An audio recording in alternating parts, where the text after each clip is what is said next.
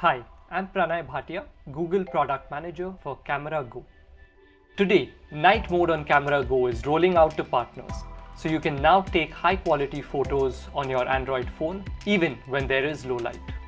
Having a better camera on entry-level Android devices is one of the top requests we receive. However, to take great photos in low light conditions, you need strong exposure and noise reduction capabilities, which are typically limited on less expensive Android phones.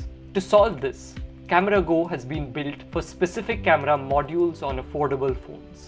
By closely integrating hardware and software, night mode on Camera Go uses burst photography to capture multiple simultaneous images and merges them to produce a bright, sharp photo.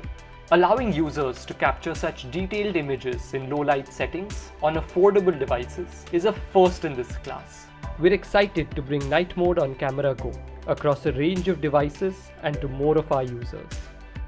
Later this year, we'll bring the power of computational photography to entry-level Android phones by introducing HDR on Camera Go to increase the quality of photos on entry-level devices at any time of the day.